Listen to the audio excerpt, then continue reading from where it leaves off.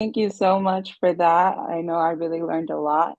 At this time, we'll take questions, so feel free to unmute your devices and ask Mrs. Ruth Hernandez all your questions.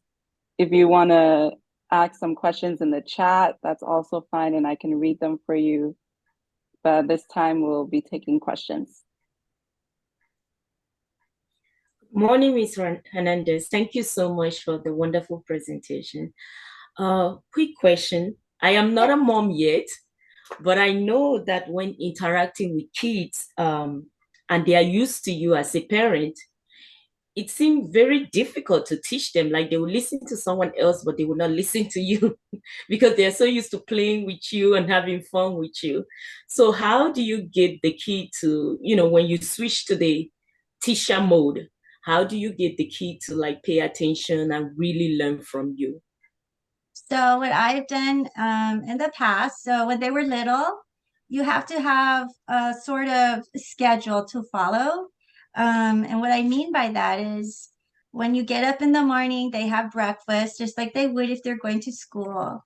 And then you would lay out the day for them. So I actually had a printed out schedule for my little ones, and it was very simplistic. And I used stickers or stars or whatever to get them excited about actually being home and to do the school. And actually, when they're home already with you, it's a lot easier than transitioning a child who's been in a traditional schooling to transition to homeschooling. So it may seem daunting and difficult if your child is, you're already raising them and they haven't gone out yet. It's actually a lot easier because you just set the schedule like you would, if it's playtime, it's nap time. It's just the same thing. We're going to eat breakfast and then at 9:30, we're going to go to school. And this is what we're going to do today. And so you just get them encouraged, and it's similar to their playtime anyways. They're still spending time with you and you are still doing things with them. So it's not going to be difficult like you would think it would be. Okay, thank you. You're welcome. Next question, Levi. My name is Levi. I want to ask him about parents who is doing homeschooling. How about his job? Is he going to work in? Is that a part of it? If he's working somewhere, is it possible for him to do homeschooling, or you have to just do the regular from outside? Because if you're homeschooling and then you need to do a job, how are you going to be able to manage it? So are you saying if they're working outside the home and doing school? Yeah, if you are working Like outside my the home as son? a parent, yeah. Oh, Is that possible for you to do homeschooling with your kids? okay. Yes, it is possible. You can, so it would be like you would have to have like a part-time job, or so at least one parent needs to be home if they're little. If they're older, I would say like middle school and up. So I would say maybe seventh grade and up. They are actually able to stay at home, do their school. If you need to go to work, you can. And it just depends too on the maturity of your child. So I would go sometimes grocery shopping, and I had my children at home and I said, okay, this is what you guys need to get done. Mommy's going to go grocery shopping. I will be back in an hour. And so they actually do their school, but again, you have to set up your child to be able to do that. Their maturity needs to be there. And just plus I had an older child, so she kind of regulated the school area for me while I was gone for that hour. But yeah, if you wanted to work and do homeschooling, it is possible. You just have to make sure your child is old enough actually to be left at home. And I think here in the state of Texas, like 13 is actually what you're allowed to do. But you can do a part-time job or a stay-at-home job, and you would just they need to have an area where they're doing their school at. So they know they go to this area every day to do their school. And that's if you're doing, you want to do a traditional type of schooling where they're sitting at the desk and doing school. Because like I said, there's unschooling where everybody goes outside to do school under the tree, or, so it's up to you how you want to do your homeschooling environment. So like I said, if you have to work and you want to do this, you can make it work. You just have to figure out as a family how you're going to do that. And you need to bring the children in and talk to them and, address them and say, hey, this is what we're doing and this is how it's going to happen. And, just talk about it as a family. And usually I find, because we do that with our kids, that they'll want to have ideas. And so, you talk about the ideas and all of that. And you decide together as a family. And it kind of solidifies the family unit as well, because everybody has a say. But ultimately, mom and dad, are the deciding factors. Thank you so much. I have You're another welcome. question. How do you know those methods of schooling? I have a traditional method, I have classical education, I have unit studies. Is that right? Unit studies? Yes. Yes. Okay, I have a unschooling. Is that right? Unschooling? Yes. And then the fifth one, I don't remember. I didn't get it. Was it Charlotte Mason or the eclectic? What was the fifth one again? There was Charlotte Mason. Did you get that one? Charlotte Mason. Yes. And then there was eclectic. And the eclectic is you just could pick from all those other ones what you like about each one and put that in your homeschooling, which I do eclectic. I don't do just one method. Some kids are hands-on learners. So that's a Montessori method. I did not mention that one, but that's another one. There's like so many out there. But you get to decide what's going to work for your kid because you know your kid the best. Nobody else does. You live with them, you've raised them. So you will know what works best for your child. How about the website?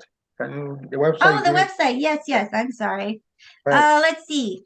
I'm going to give you the the Kathy Duffy reviews. So Okay. Kathy is CATHYDUFFY,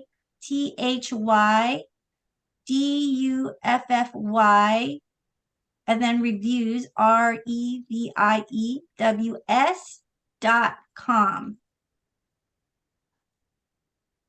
That would be the best website to go to. You can find all kinds of curriculum on there, and she reviews everything, and she tells you like, this is a secular one, this is based off a Christian, this, tells you what's it based off of. She gives you her pros and cons on it. She's what I've used throughout all the years. When I've had difficulty with my kids, like my son wasn't a very strong reader, so my two daughters read very well. I didn't have to do much of anything to teach them to read, but my son needed extra help. So I go to her website and I would look up everything to do with reading or language arts. And so you can go through there and see what will work for your kid and you try it. And sometimes, some curriculum works and some doesn't. And so you just have to be flexible and not give up. It can be a little bit frustrating because there's so much curriculum and you want to try everything. I wanted to try everything because I wanted my kids to be super smart, but that's not realistic. But it's fun. It's fun to look at all the curriculum because it just gets you excited. Like, oh, I could teach my child this. I could have them learn this. And so, but then you'll find out what is your child's real passion. Are they more artsy? Do they love art, or do they love mechanics, working on cars, or do they love cooking? So I have my son loves cooking, and even though he wants to be a fireman, his backup plan is to be a chef. If that doesn't work out, then he'll go be a chef. But he loves to cook and bake. My other two, they know how to cook and bake, but they're not as passionate about it as he is. He cooks every day here at home. So he's our cook. And he's 17. Wow. Yeah, that's cool. Mm-hmm. Brother Romeo, I believe you have a question. Yes, good morning, and thank you for your brilliant presentation. Thank you. So this is what I have. I know that co-curricular activity is an integral part of our teaching and upbringing of our kids. So how is this integrated in this aspect of homeschooling? Co-curricular activities. How do we integrate this if we decide to get into homeschooling of our kids? Now that is the first question I have, and then secondly, I know that we learn from others. As we interact with others, we come to realize that maybe the method we are using the method we know and we use to resolve an issue, there may be other methods and maybe easier methods of using that to resolve an issue.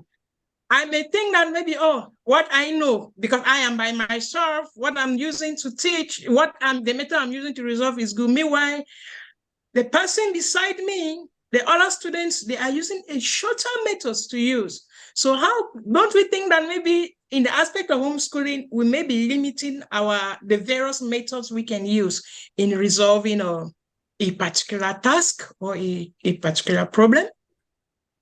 And then number 3, the aspect of reservation and being introvert.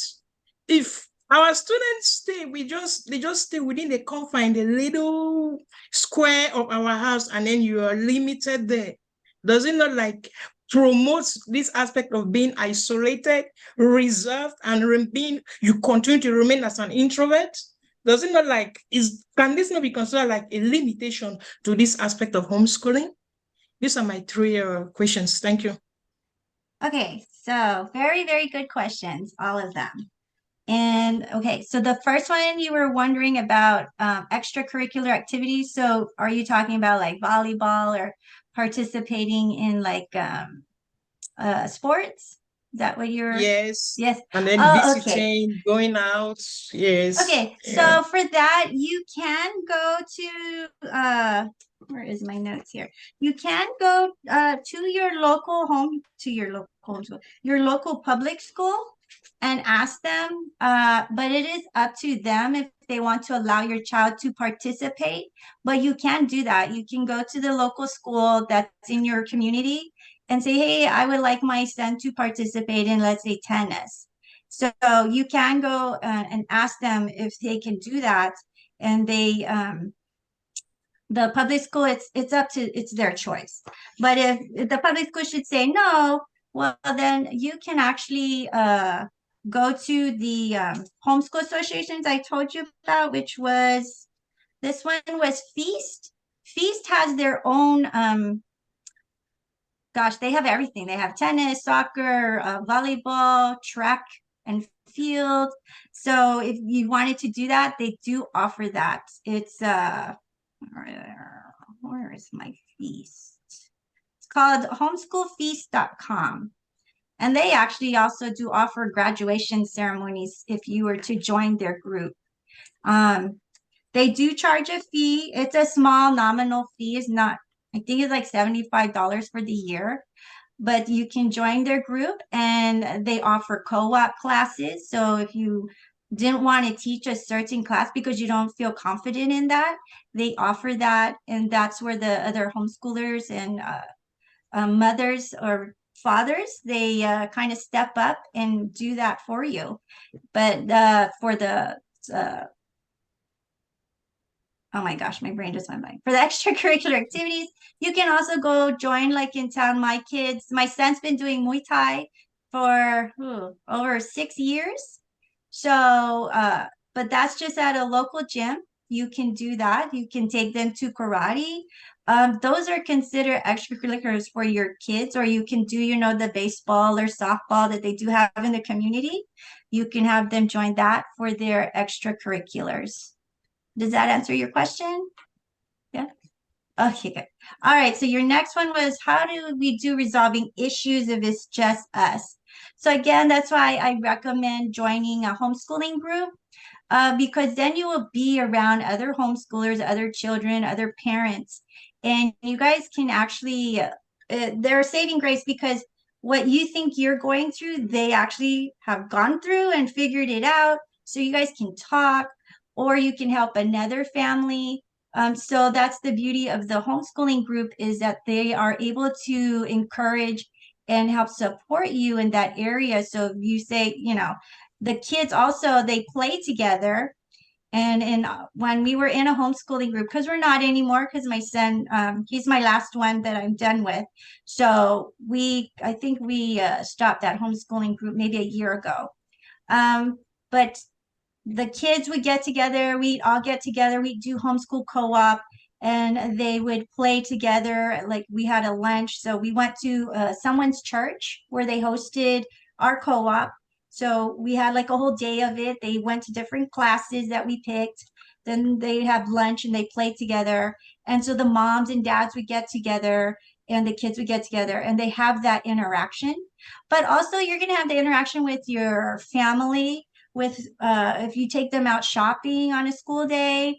I know that might be weird for anybody who has children in school, but they interact with other people. And so they're constantly learning and seeing things outside of the world that you may not be realizing, but they are picking that all up. And that's nice because if they were sitting in a brick and mortar school, they wouldn't have any of those interactions. They really wouldn't. They're missing out on all that. They probably would get it maybe on the weekend, and that's if you took them shopping or you know, they went somewhere. But I see that a lot of kids these days just kind of stay in the home, stay in their bedroom. They really don't interact or, you know, go out. Whereas a homeschooling child, they're taking out, they're taking shopping, they know how to go get groceries, they know how to do this and that. Just because of the environment is different. They're not just sitting at the table at the chair all day long. Homeschooling doesn't take all day. What, you know, it's not like an 8-hour day. When I used to do homeschooling for my little kids, we did school till lunch and we did all the subjects. We were done. And so we had lunch, and then the afternoon was for free time and play to do projects, or we went to the park. So they had more time for their mind to kind of absorb what they had learned for the day, and then you can incorporate that into their playtime or just having conversations with them. So that was also very helpful. And we would talk about things, or we would go to the park. They would talk to other kids who were at the park. And if they had an altercation or something, which that has happened with my kids, you know, that was a learning moment. We get to learn how to interact with other human beings and how do you handle that situation. So they do get to get out and learn stuff. And that's, you know, again, that's up to you what you're doing in your family. Does that answer your question? Yes, it answers my question. And then just one little clarification I want to get. It therefore means that there is group homeschooling. There's possibility for group homeschooling. Is that what you're trying to say? Oh yeah, you can join because you'll still do your own school at home. And then so like maybe once a week you can be, you know, with the group. So the group would meet once a week and they would have like activities together. You could do a field trip together. So that's the part of the homeschooling group. It's to give you interaction with other homeschooling parents and then the kids with the other homeschooling kids and just being around other people and encouraging and helping each other. That's the main thing about homeschooling groups is to help you and so that you can help others as well with, you know, homeschooling. Thank you. Thank you so much for answering all of our questions. I know